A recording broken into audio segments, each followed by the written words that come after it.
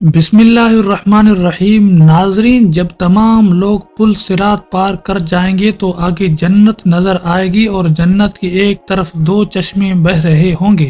سارے جنتی ایک چشمے سے وضو کریں گے اور ایک چشمے کا پانی پی لیں گے۔ پانی پی لیں گے تو سینے کا کھوٹ، انسان کے اندر کی تمام منفی چیزیں ختم کر دی جائیں گی، جیسے حسد، کینہ، بغض، دشمنی وغیرہ۔ اور جب وضو کریں گے تو مرد عورت دونوں کا چہرہ صاف ستھرا اور روشن کر دیا جائے گا اور مردوں کی داڑھی ختم کر دی جائے گی۔ جب جنتیوں کو جنت کے اندر داخل کیا جائے گا تو ان کو کچھ انبیاء کی خصوصیات سے نوازا جائے گا۔ حضرت آدم علیہ السلام کا قد 130 فٹ تھا تو تمام جنتیوں کا قد 130 فٹ کر دیا جائے گا۔ یوسف علیہ السلام کی خوبصورتی سے نوازا جائے گا۔ داؤد علیہ السلام کی میٹھی آواز سے نوازا جائے گا۔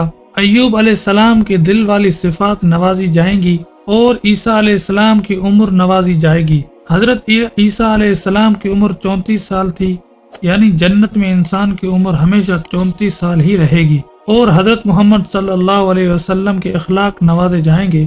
اللہ پاک جنتیوں کو ان کے 6 نبیوں کی صفات کے ساتھ جنت میں داخل کرے گا۔